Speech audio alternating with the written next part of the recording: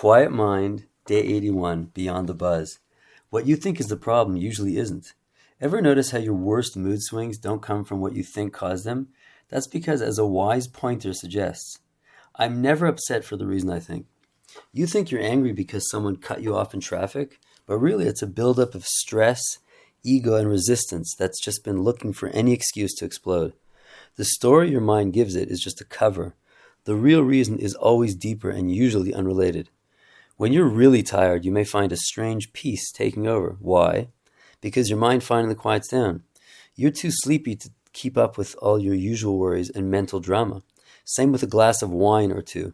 Your thoughts slow, your grip loosens, you start dancing badly in your kitchen. It feels like freedom, and maybe for a minute it is. The buzz feels real until it isn't. That's why they call alcohol spirits, because for a fleeting moment, it feels like your spirit is lifted. A sip here, a toast there, and suddenly life seems warmer, funnier, more manageable. It's like someone cracked open a window in your brain and let a little light in. You feel looser, lighter, maybe even a little wiser. But here's the catch. That glow isn't free. It's not some mystical shortcut to enlightenment. It's more like renting happiness on credit. Because while it feels like alcohol lifts you above your thoughts, it's actually slipping a trapdoor beneath them. You're not rising above your problems. You're sinking below your capacity to care about them. And there's a difference between transcending your thoughts and simply sedating them. One opens your mind, the other shuts it off with a grin. Go too far down that road, and you don't become awakened or free. You just become soggy and blurry and kind of emotionally jet-lagged. Not illuminated, just marinated in your own escapism. So sure, raise a glass now and then, but don't mistake the sparkle for starlight. Space consciousness, the quiet awareness behind all experience, is not about zoning out. It's not the same as being spaced out.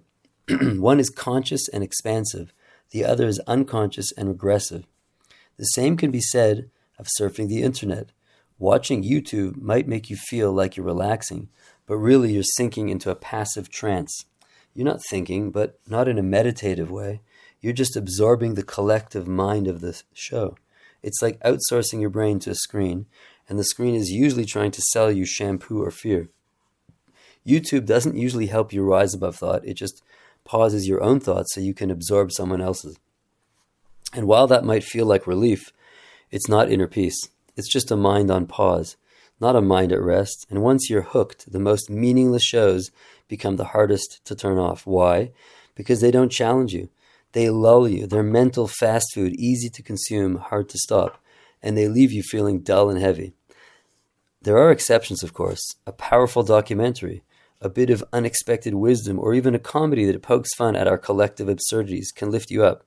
Laughter, especially, is a sneaky little spiritual teacher. It cuts through ego, invites lightness, and lets in presence, if only for a moment. But overall, YouTube, like alcohol or mindless scrolling, tends to pull you below thought. So how do you go the other way? Choose with awareness. Turn the volume down. Mute the commercials. Feel your body while you watch. Take control of the remote and your consciousness. What you're looking for, inner stillness, presence, can't be grasped like a remote or found like a good song on Spotify. If you chase it like an object, it stays hidden. But it shows up in other ways. When you're able to enjoy a rainy afternoon, sit in silence without needing distraction, or feeling love for a stranger without needing anything back, that's it. That's space. That's the real you peeking through. Whenever beauty, kindness, or peace shows up in your life, try this. Don't just notice the moment. Sense the silence behind it, the space it arose from you. You can't describe it or define it. It's like trying to capture a breeze in a jar. But you can sense it, and when you do, it deepens. That's the source of joy. That's being, and that, unlike your problems, is very real.